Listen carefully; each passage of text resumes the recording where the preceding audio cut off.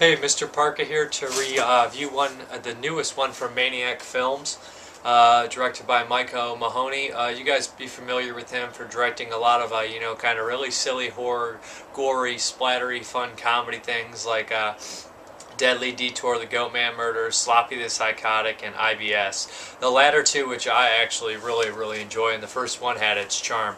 This is a different pace for him. This film is called A Dark Place Inside. And, a lot of serial killer films have been coming out recently. I Am No One, Seventh Day, Preservation, lots of serial killer stuff here. So I thought this and Seventh Day, I thought looked a lot alike, and I've seen the other ones, of course. And I put this in, and it did have a very similar kind of feel to the other serial killer films, but Michael Mahoney is probably one of the best at throwing an ending at you that always is great, that always tops this wicked Sunday off, I guess you'd say. He always has been, for me, he always makes sure there's something at the end, a little bit extra on there.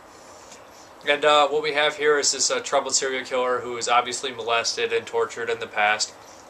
And we see this through a series of flashbacks. Father being played by Rob Dimensions. I believe he was in another short I seen where he played kind of a psychopath. The flashbacks obviously show, why he's the way he is, and you kind of see that he is really has become what he has hated or what has tortured him throughout the film. He's very socially awkward, again, kind of like Seventh Day, as in, I'm kind of sick of these serial killers being portrayed as, these evil geniuses, when a lot of times they're just like low-rent losers in real life. Hey! Andy, wait up, man. Hey, Andy, wait up, man. Hey, did those proficiency people come see you yet? No. I swear one of them's watching me. What are they doing here? Are they watching how fast we work? How well we work? That one guy was taking note every time I went to take a piss. I can't I can't even relax with those guys around here. You alright, pal? Anyway, I swear they're watching me. They want to fire me. I gotta go.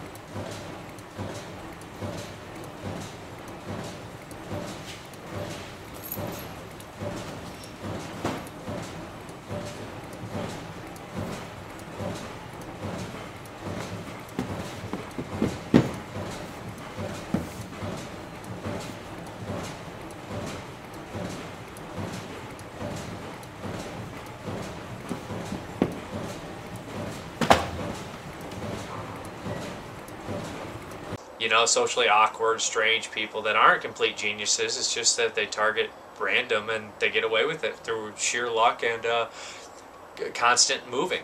And this is also one of those serial killers that's portrayed kind of like this little, like, the dirty serial killer, type deal. The special effects in here are pretty decent. It's not a giant splatter fest. There is some, after body stuff on the ground and things like that. I do enjoy the fact that when he rides the subway, he looks and he just fantasizes killing everyone and all the women and things like that.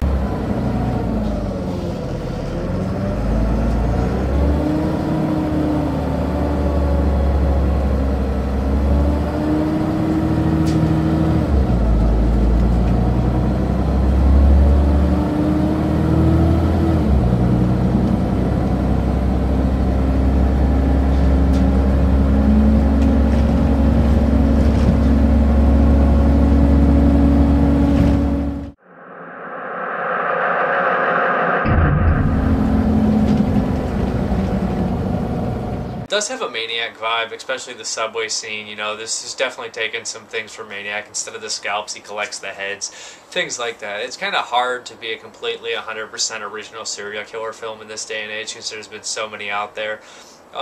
It does kind of go, like I said, more as just psyche, and you do see more about this guy.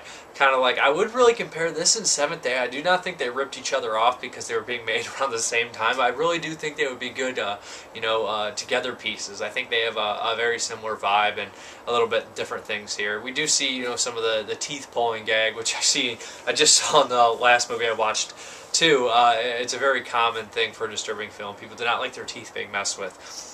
But I think the ending here really, as far as the serial killer film is concerned, I think it's pretty decent, and the ending kind of bumps it up that extra notch and makes it pretty good. James Casca is in it. He's in all his movies. He plays a co-worker. He always does great. He's really good in this as well. Just kind of a red herring, I guess I should say a warning. Don't be nice to weirdos at work. That's all I'll say there.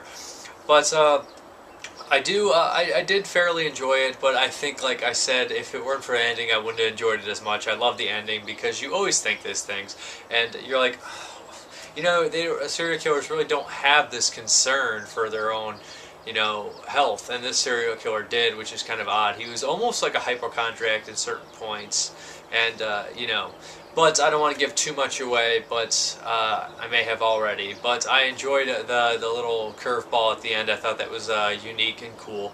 And I enjoyed the flashbacks, all the cutting things together at the very end. I thought that was some nice editing.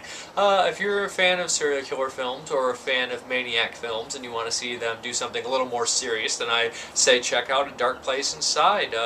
And I would say maybe make it a double feature with Seventh Day by Jason Koch and... I can't remember their name of their movie company, but I think that we're seeing some, pretty solid serial killer films coming out again. Thank you very much. Have a good one.